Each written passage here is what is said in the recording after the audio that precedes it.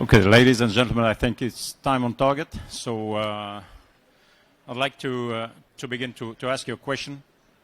What, in your opinion, is OSINT? So we are apparently more than 50 persons here, and I'm sure that everyone has a different solution for OSINT.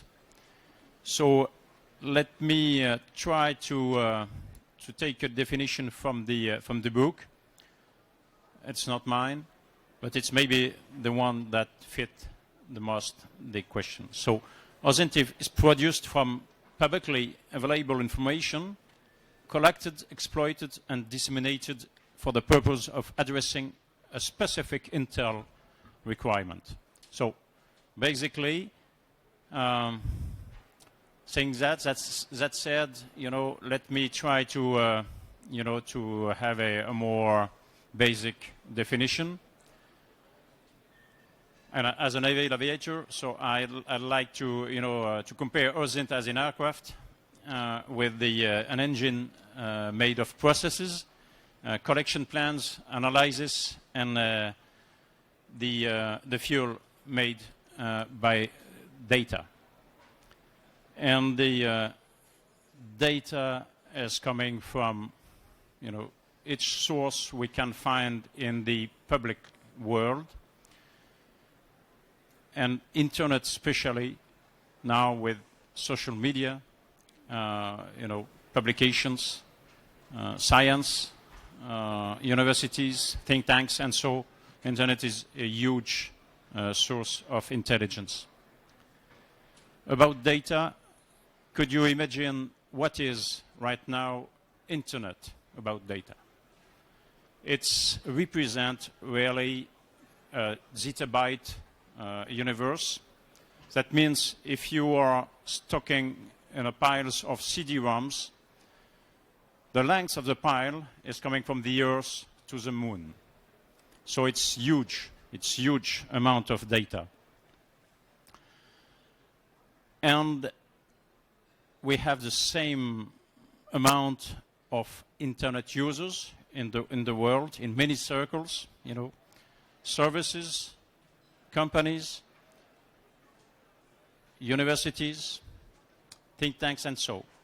And as powerful as our classical web crawlers, Google and so, it's not enough.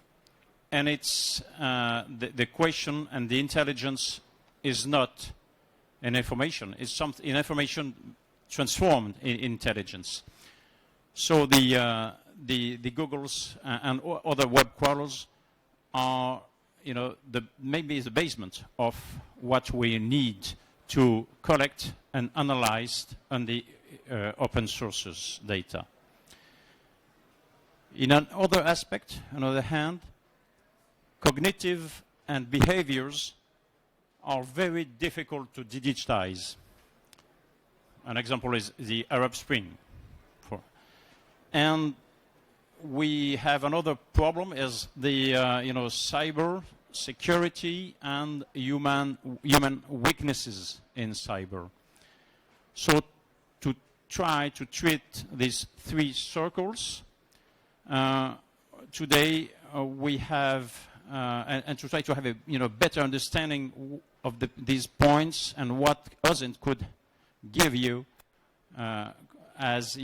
give you the proper intelligence at the time being. Because, as I said before, we have data, huge amount of data, and we have also time. Reduced time to take decision, to propose decision to the leaders, and so and so. So that's why the classical web crawlers are not enough. And to help us to more, to closely imagine what we can do with the OSINT, I have the great pleasure to introduce you Harry Klimsey. Harry Klimsey is the president of JANES, a global leader in connected intelligence. And Dr. Beatrice Leon de Cobo, a sociologist and a specialist of radicalization and terrorism behaviors. And as well, international consultant.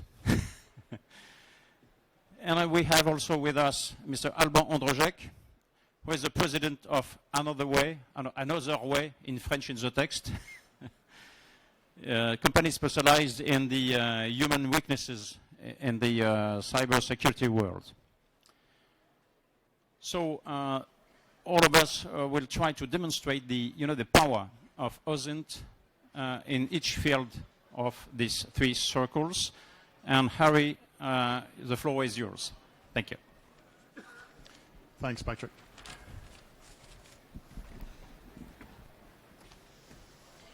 Good afternoon, ladies and gentlemen. Your challenge for the next 15 minutes is to listen to somebody speaking at you in probably your second, third, or fourth language. My challenge, given to me by Patrick, is to try and answer the question about the power of open source intelligence in less than 10 minutes. As a result of that challenge, I will be brief, I will be simple, and I'll take any complex questions at the end. What I'm going to do is I'm going to start by helping you understand what is the opportunity of open source intelligence, and that is a vast opportunity, as Patrick has alluded to. Secondly, I'm going to talk about why many organizations have not yet engaged with open source intelligence, and that open source intelligence does come with risks. I believe there are ways to mitigate those risks, and I will talk to you about some of those briefly, before then talking about how we might implement the actual policies required for open source intelligence to become useful. So let's start then with opportunity. We've already heard that there is an almost limitless amount of information, data and information that can be converted into intelligence, and we in Janes see that as an opportunity to provide both context but also foundations for agencies that we work with. My bottom line up front for you is that in the open source environment, we find the opportunity to partner with the classified agencies and with commercial agencies. That fundamentally is the proposition of open source intelligence, and it starts with the foundation and the context that it can provide for an organization that's trying to understand a particular situation. We also find in the open source environment, often before the classified environment, indicators and warnings.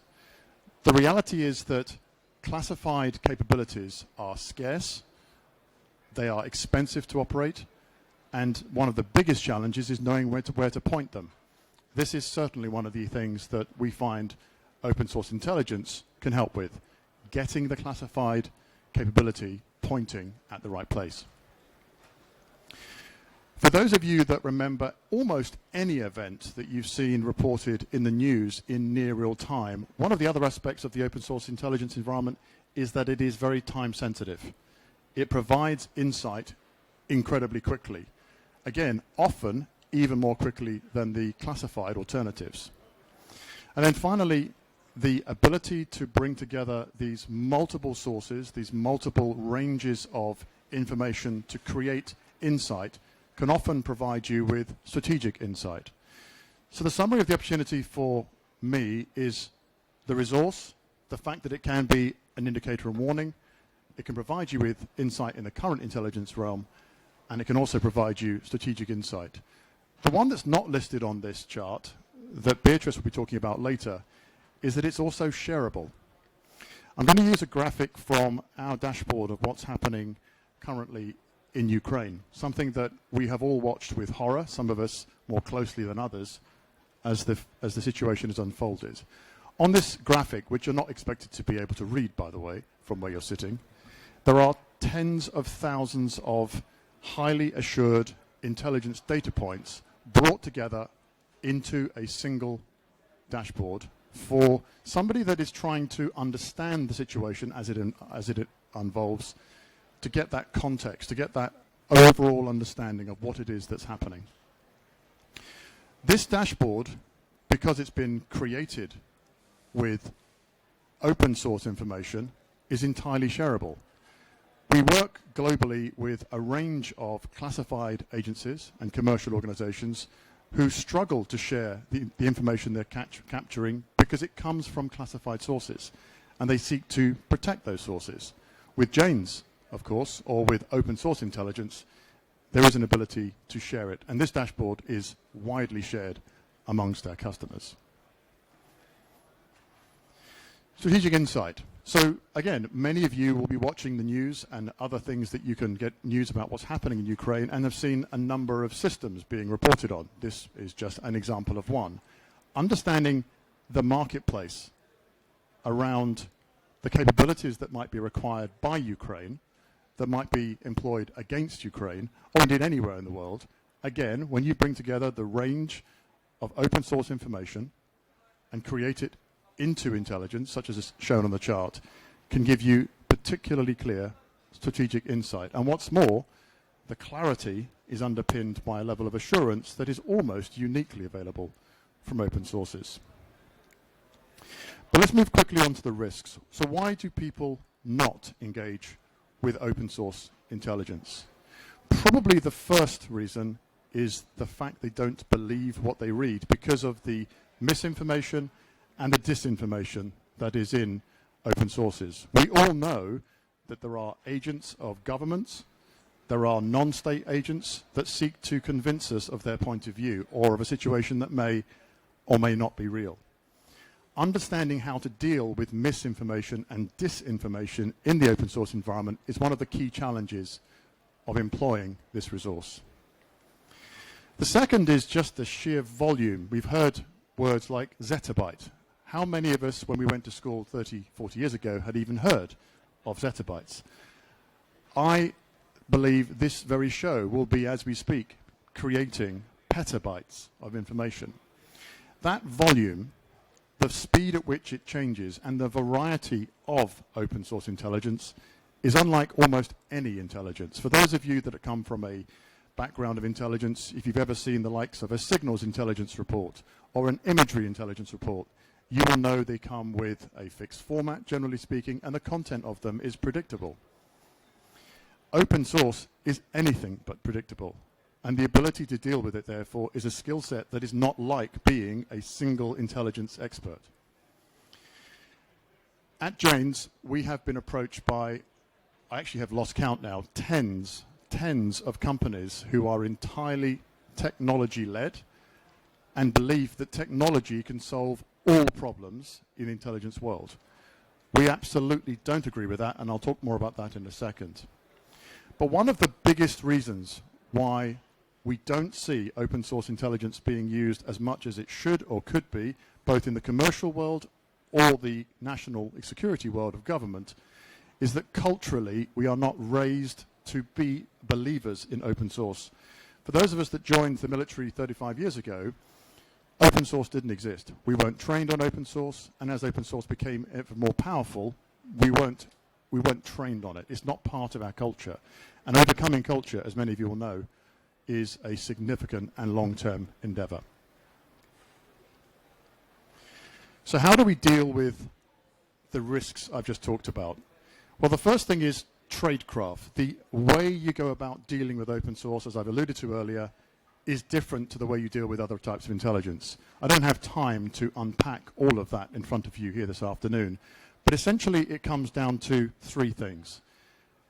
For open source intelligence, which I differentiate from open source information, to be intelligence, it needs to come from multiple sources. You need to be able to triangulate those sources to ensure that what you're seeing, what you believe you're hearing, is as valid as it can be.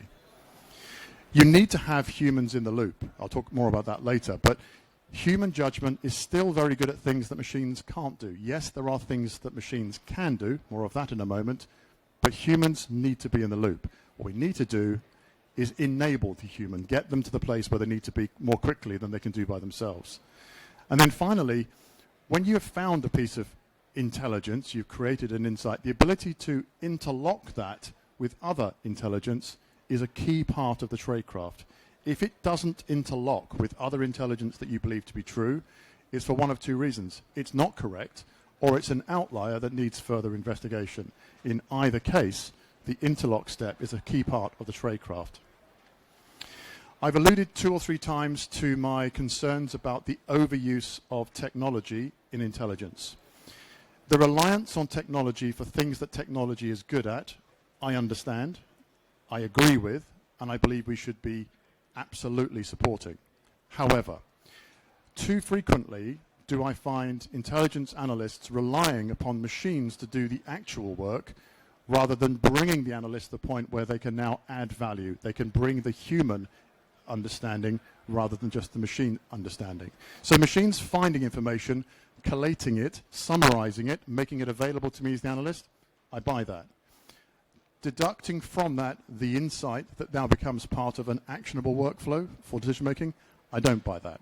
There needs to be a divide. So essentially, the proposal is that technology as part of the solution, yes, but it's a human-driven endeavor, not a machine-driven one. To finish with then on my rapid run through this topic in 10 or so minutes, there are 3 things that need to be addressed for open source intelligence to become a partner for classified intelligence.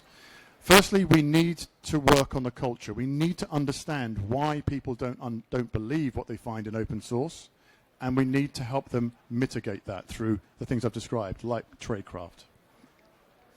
We also need policies in the training, the onboarding, the arrival of people into the analytical world and the continuation training to ensure that they do understand the power, the potentials, and the flaws, the risks for the use of open source information. There are a lot of digital natives now in intelligence agencies, both commercial and military. Not as many of them, as should be the case, are data literate, really understand how to work with data. And then finally, I look to all the section chiefs and the senior commanders, civilian and military, to take a top-down approach. Ensure that your team are using it. And by the way, allow them to make mistakes, because mistakes will be made. With that, Patrick, I'll hand back to you, and I'll take questions at the end. Thank you very much for listening.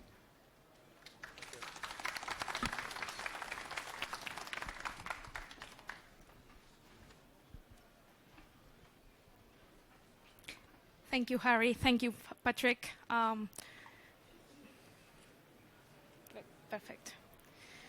So first, let me quickly introduce myself. I thank SYNOPIA and Eurosatory for the opportunity to speak here with such an amazing panel. I am a double profile. I'm a consultant, so I work for Fosco Partner, that is a British company that provides contextual and conflict analysis for essentially for public institutions, Nordic governments especially. And then I'm also a researcher, so I'm not yet a doctor, but I will be in a couple of years. I'm a PhD candidate, and my thesis goes into the flows of jihadist movements within the Sahel and Europe. So I'm studying the networks, how do they work, and how do they radicalize the people within the Sahel that comes to Europe, and vice versa. So that's why both of my profiles, I use open source data on public and on private for my research work and my consultancy job. And that's why I feel I'm able to see a very broad look of what OSINT can bring us all in both places. So having said that, I think it's good to take a step back and go into how do we process data. We live in an information overload. There is data absolutely everywhere. And that's something we need to take into account, because as Harry was mentioning, that was the case a couple of centuries ago, of course, but also 50 years ago. So as we are digital nomads, as we are in the world of massive data, we need to understand how our brain is able to process. And here I'm going to quote my PhD director, that is Gérald Bronner, maybe on the French auditorium you might know him, when he talks about a cognitive market of ideas. At the end, there's plenty of ideas out there, and our brain is exposed to some of them more than others, and that's why we pick and choose. But at the end, as in the market, as in the economic market, ideas are in competence all the time. They are competing against each other. And that's why some of our ideas enter in our brain, and others do not enter in our brain that easily. And that's exactly why some of the people are able to radicalize more easy, because they are more exposed to those ideas than others. So what does this idea need to be for it to enter in our brain? First of all, it needs to be credible, of course, or at least credible considering our belief systems. And also, it has to be not only credible, but also shareable. As much as you're exposed to that idea, as much you're going to be convinced that that idea might be true. That's why social media has a lot of dangers, but also a lot of good things if you know how to be on the world of open sources, as Harry mentioned before. So as I was saying, social networks are able to drive the narratives, these competitive narratives around the world, and narratives is able to determine social behavior. So because of that, there is cosmovisions. Social media has a massive impact in ourselves, either if we are very exposed or little exposed, because it has changed our way of perceiving information. And in this post-truth era, it doesn't really matter if something is truth or not. It just matters if we are able to believe it or not, or if our leaders or the people we admire believe it or not. How much exposed we are to this news, some of them fake, some of them incomplete, is what really determines our social behavior. And that's why understanding OSINT and being able to rely on open source, it doesn't necessarily only allow you to get a lot of data, very important data for counterterrorism and for other key uses as commercial uses, but it also allows you to understand how people are thinking in a concrete part of the world, in a concrete time of the world. And that's why, apart from all the use of OSINT in general, and specifically I'm going to go into the work of counterterrorism, I think it's very important to remember how we are able with OSINT, and especially with social media OSINT, to really penetrate into the threats and patterns. And we are able to predict some things that only with other kind of sources, unfortunately, we can't. So I understand counterterrorism, and especially in France, is a very public matter. And as I was saying, I'm not a military officer, though I work closely with some governments. So I know for a fact how information, especially real-time information, it's the key to understand and to be able to predict what's going to happen next and to be able to analyze what is going on right now. So I put here an example, I don't know if you can see, of an open source database, not as good as Jane's, I'm sure, that is called ACLET. And it's an NGO that really monitors every single point of violent incidents around the world. They have hired some analysts which take it from open sources, and I had the opportunity to work with them. And what they do really good is to get all the news, but also WhatsApp and also other media sources, and be able to compact all of them into this platform. And you can see, for example, here, you can see the points I study, especially the Sahel. So you can see the points of incidents that has happened, but also the trends, which is very good, specifically when you're trying to monitorize, for example, military actions within the Sahel or armed groups actions within the Sahel. So this is quite essential to be able to detect early warning mechanisms. Without the data and open source data, as Harry was mentioning, is real-time data. Sometimes when we only rely in other sources of data, especially in private data within the governments, we miss this opportunity of data that is never shared with the governments. And especially in African countries, what I'm discovering, as I've been working closely for the past couple of years there, is that WhatsApp and social media is how they really communicate among each other, and the narrative of data does not belong to the government at all. So you really need to go into the armed groups, for example, websites, or you really need to be able to translate what Daesh is saying on the region to be able to grasp everything, and that's something, again, that is publicly available. So it is a matter of how you're able to understand all this data and process it correctly. Another thing I wanted to make sure I touch upon is the fact that with OSINT in counterterrorism, we can predict a lot of behaviors from armed groups, from terrorist groups, from the society in general. An example I like to put, because it happens quite recently, is the Burkina Faso coup d'etat. Everyone in the room that has done anything on the Sahel for the past 2 years knows that we all knew that there was going to be a coup d'etat. We knew it from November. The information was there, and this is something that happens in mostly all intelligence service. The information is there. The problem is the fact that even if you have the information, how to process it correctly and also how to act on the information you have, it's the most complex step. And this is why as Harry was mentioning, the importance of relying on that data, but also having that human aspect of being able to analyze and transform it into action. That's what we haven't quite grasped yet. And lastly, one of the things I do a lot right now in my job is detect actors of misinformation. Because, of course, for every news piece we see, every Twitter account we see, you can find, maybe of every 1,000, you can find 2 or 3 that are bots and 2 or 3 that are actors of disinformation. So being able to flag these accounts are quite key, not only for yourself, and fact checkers are doing that very well, but also for everyone else. And that's another good thing of open source information, the shareability.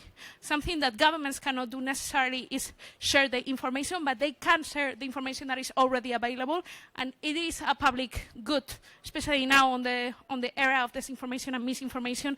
It is key to be able to share the disinformation engines, not necessarily with big narratives of where do they come from and what's the ultimate objective, but just make sure you tell them why these accounts are false with fact-checking. And lastly, I think another thing that data in general, but OSINT data can do, is predict very well how something is going to affect another thing. And I know for a fact this is something very well done in the economic sphere, but not necessarily that much in counterterrorism. We've seen it all with the Ukraine war. How the Ukraine war is affecting Africa is quite key.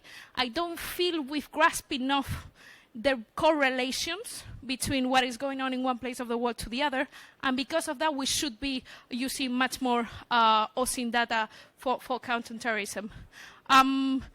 Just very briefly, because I think most of the people in the public already know, there's 2 key parts of OSINT counterterrorism tools. The first one is data acquisition, and personally, the one that I found more complicated to do is the social media mining systems, especially now that there's so many social media that are not necessarily open to the public. For example, I was going into studying the Capitol riots from the 6th of January. As you know, it happened. Everyone, again, this is another example of everyone knowing that it was actually going to happen and having the information, because there was already accounts that they were saying that they were going to riot the Capitol Hill, but again, not necessarily being able to act upon in time.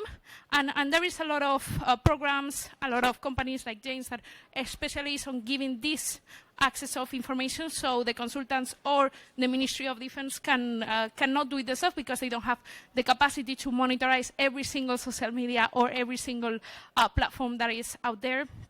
And then, of course, the database that I talked about right now, that it was ACLED. But also, there is, if we consider that the information is right there and it's in our hands and we can't touch it, it's not necessarily even in the dark web. The problem here is how to process it correctly for it to be useful. And this is what I feel most people struggle on. Because even if the information is right there, our brain is not made to have a tera of information in our hands and being able to process every single thing of it, no? So that's why defining patterns, and especially asking yourself the questions, the key questions of what do you want this information to be for, also be allowing yourself to be surprised, but patterns, trends, and especially visualization tools are quite key to be able to understand how information is useful. And on that, we all know that AI and machine learning is going to be the future of processing this kind of information. I put here another example. We all know that terrorist groups profit from the fact that there's borders in the Sahel, especially porous borders, where groups can come and go. But when I saw this map, I realized how mostly all of the attacks are on the border, which means, do we really know, and does the governments that are working on the Sahel know that this was the case without having seen this map? I'm sure they have studied, but I think one of the key things is being able to visualize the data, and once it has entered into your mind that all terrorist attacks are mostly down the border, you cannot unknow it. So that's why I feel OSINT used with visualization tools and a good analysis is one of the keys to be able to make decisions. And on that, and Harry also touched upon this is my last slide. We all know that there's limitations to OSINT. We cannot just rely in open source data. It's not secure to just or count on open source data. So it's very important, not only because of disinformation and misinformation, but also because of cognitive bias that we might have in ourselves, or even the machines we are creating to analyze the data might have cognitive bias. So it is really important to have that human touch, but that doesn't mean that instead of me spending the whole day just looking at social media, that cannot be done by a machine if the algorithms that go behind are well created, and especially if they are not biased against each other. That's why being able to have multiple sources of information is always key, not just relying on open sources, but open sources, again, it's a lot of information which could solve you a lot of times, especially when you counter it with some human sources. So information, you need to understand that it has to be quality data for sure, but it also has to be quality analysis. And this is when I know for a fact government struggles. Governments have a lot of information coming everywhere, already processed information. I'm not even talking about databases, already processed information, and there is an information overload. So the key here, and I think we all are struggling with this, is how to prioritize information and how this information transported into action. And again, putting an example of the Sahel, my area of expertise, now there is a lot of uncertainty. Barkhane is leaving. We don't know if it's moving to Tillaberi or no. We don't know what's going to happen with all the international missions on the ground.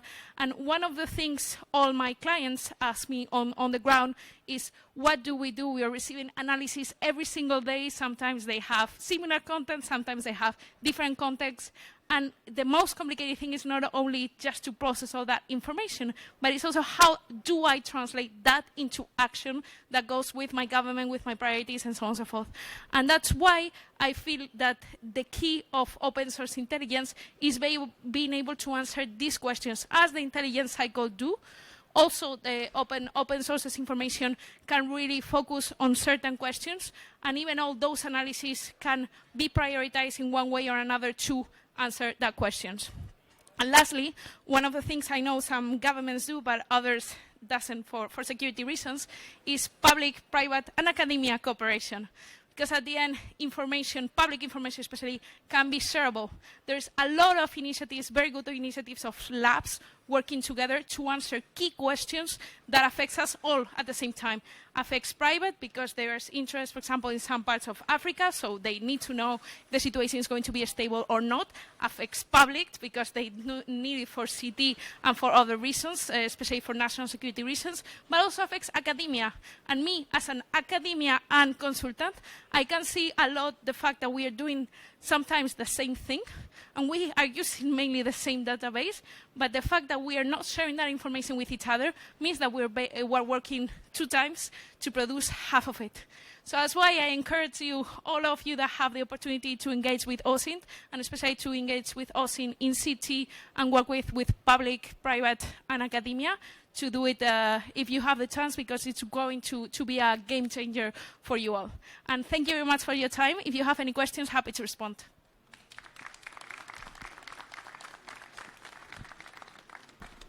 Thank you very much, Beatrice. And I saw that you're speaking at the speed of a Spanish, so it's perfect. Thank you for the timing. We have now Alban.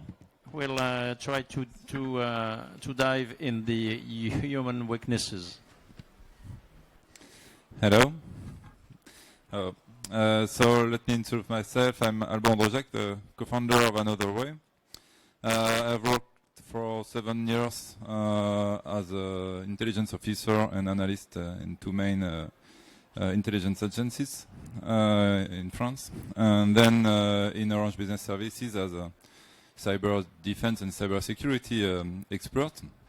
20 years ago, when I saw a lot of data exposed on Facebook, LinkedIn, Copain d'avant for the French here, or video, I saw that there was an opportunity to collect data, to better know people, and to make social engineering. I use OSINT to make social engineering and bypass all physical or technical measures, security measures. That's why 3 years ago, I founded Another Way, which is a company which develops technology to identify, collect, and pre-analyze your data. In fact, with the help of our app, we can help the employees to know what an attacker could guess about them, because you expose data on social media, because there are a lot of data leakage now, with a lot of hackers forums sharing this data, ransomware attacks, where you can see a lot of ransomware groups exposing your data on their blogs on the dark. So you don't know what data could be on the web, so our app could get this data. And we, of course, provide our tools for different investigation agencies to help analysts. I agree with you, Harry. It's only to help analysts to be quicker and to help the analysts to provide the OSINT control. So just a bit OSINT and personal data and protecting yourself about it.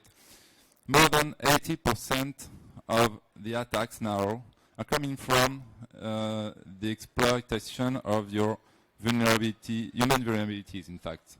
So, and to guess your human vulnerabilities, in fact, you can guess human vulnerabilities to guess data about yourselves.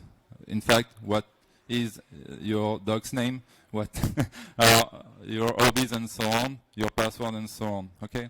So if attackers exploit in more than 80% of attacks human vulnerability, that there is good opportunities to do the same, not maybe to attack, but to protect ourselves, to know what we could guess about me and how I can protect myself, okay?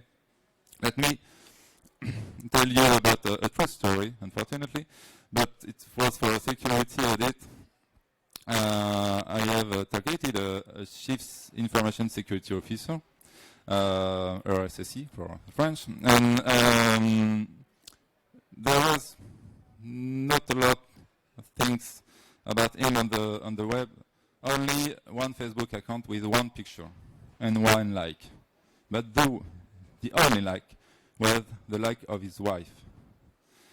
And when you go to the Facebook account of his wife, you can see the link to the CISO personal blogs, where you can guess the picture of his dog with his personal mobile phone on the mirror, on the plate of the dog, and you can guess, so the nickname, because the blog was nickname.com of the CISO, so you can search the nickname on the web, and you can find technical forums with this nickname asking for help to solve a very critical vulnerability, technical vulnerability in his anonymous company.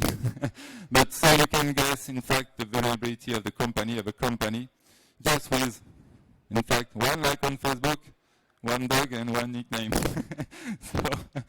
so that's why, for me, OSINT is very powerful, particularly with the data, personal data exploitation.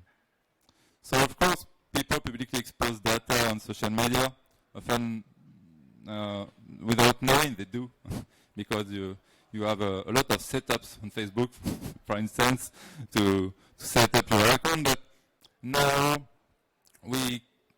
there is a huge wave of data leakages. As you can see on the slide, for example, this logbit 2.0, so it's a very famous ransomware group who exposed a lot of files, thousands of files with a lot data in here, personal data or other data, and of course a lot of hackers forum sharing for free a lot of things about you, a lot of things about people. Okay, so you have to take into account this point, and we have to implement technologies to identify this data, because you cannot do yourself with your own brain. So even if you have 10,000 of analysts, it's impossible. Okay. So let me show you if it works, because it's a video, but I don't know if it could work. Sorry. It is the magic of. Oh yeah, maybe it could work like that. Yeah. So let me introduce real project. So I would like to know more about Louis. Louis is a financial analyst within Wise Case Consulting. It's a fake account. Don't worry. He doesn't exist. So, and I want to know more about him, using, of course, social media, and using all data leakages I can identify on the dark and other forums. About Louis, of course, you have a lot of things. Maybe his personal emails here, or maybe not, but we can go there. After that, you could go to the source code page to identify his member ID. And a few years ago, and a few months ago too, but LinkedIn has been hacked. So with our member ID associated with emails, maybe passwords and other data. And if you cross-check this member ID, if in maybe tools collecting this data leakage, you could guess, I don't know if you can see that, but because it's very small on the screen, but you could guess other emails used by Reed to subscribe to LinkedIn. And if you check again one of this email in data collected from across forums, so across have this data, okay? You could guess a lot. You could guess his password coming from LinkedIn. You could guess another password coming from, coming from ransomware attacks, for example. You can guess to his phone number and maybe other things. So you can cross a lot data to guess more. So if you, for example, cross with this email, you can have his physical personal address. You can have his mobile phone too, and you can get that his nickname is Act30, etc. In a French dark web demo. So this financial analyst is a dark financial analyst too. Minutes bitcoins. So you can guess a lot about Louis, okay? And more, if you want to know more about Louis and identify him on other social media, even if his name is not Louis Andrejek on Facebook, on other things like that, you can cross to this open source data, in fact, guessing, in fact, his Facebook ID, for instance, or other things like that.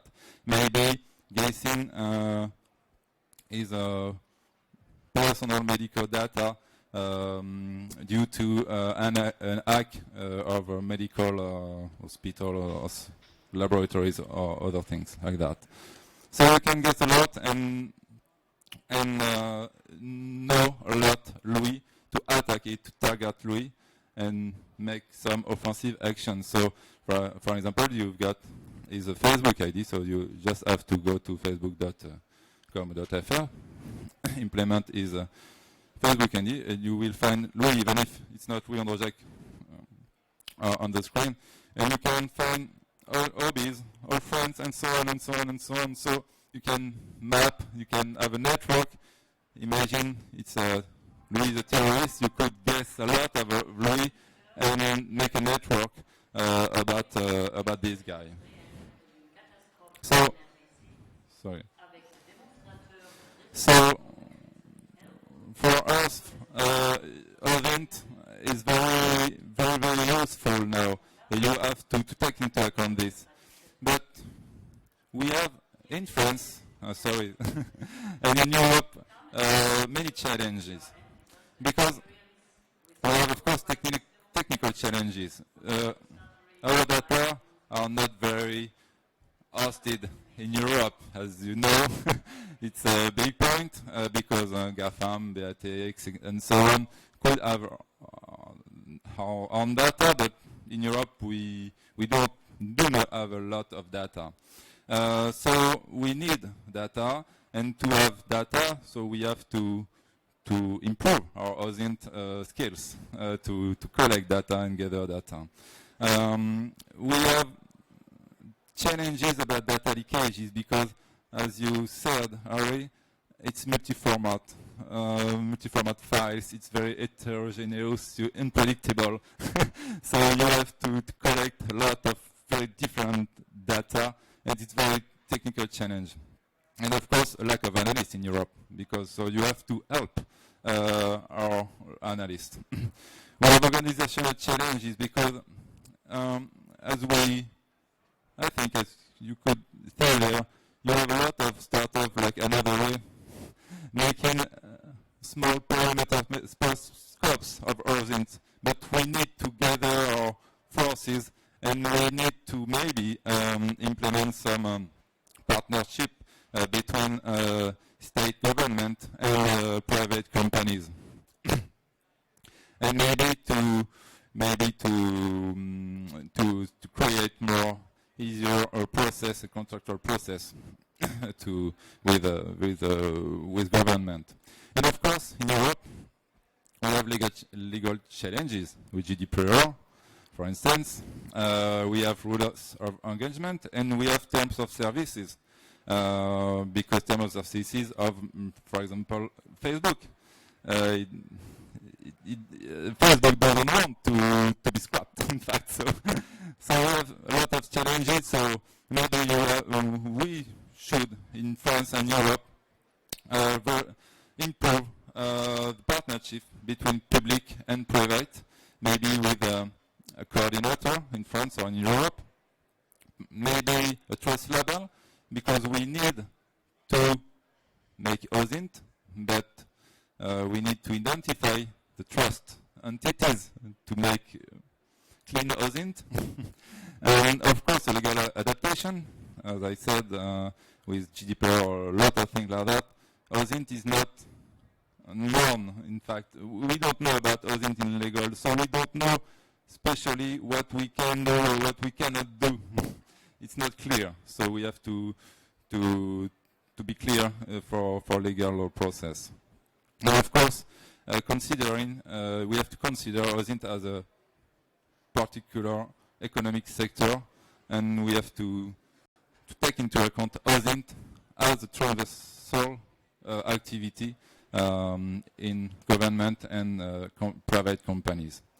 So, thank you. If you have any questions, so feel free to ask me for it. Thank you.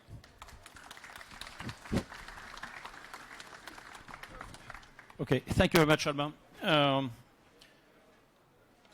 Before talking your questions, let me sum up what we have heard there. So the first conference was really focused on the Tradecraft. So the Tradecraft is related to three domains. The first one is triangulation of multiple sources, human in the loop, and the interlock with the other intel. So the main word is OSINT is a partner to classified intelligence. OSINT as an Intel Process Plus data management. So this is basically what we can represent by reorientation of the intelligence loop, as each of us here knows what is the intel loop. So the second conference, I took, maybe one main word is quality analysis, and the link between, the services, academia, universities, private contractors, consultants, and so. So this is the kind of process, intellectual process that could save a lot of time and a lot of money. The other point is behavior as an organic system compared to a DNA, fingerprints, and this kind of all traces you can leave on in social media, used in SOCMINT mostly. And for the third conference, let me just highlight a point. There is several challenges of data management in Europe and in France in particular. Legal, of course, jurisdictional aspects, and there is no rules. That's not because the data is available that you are able and authorized to use the data somewhere. Linkages, and cleaning your internet profile, and the need for coordination. It's a question, maybe, do we need a coordination or not in the data management? And the last but not least, one dog and one nickname. So the floor is open to questions. Who ran the first?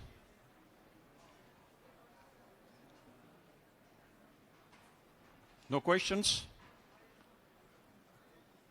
1, 2, 3. Wonderful. Thank you very much for your attention, and have a very nice afternoon.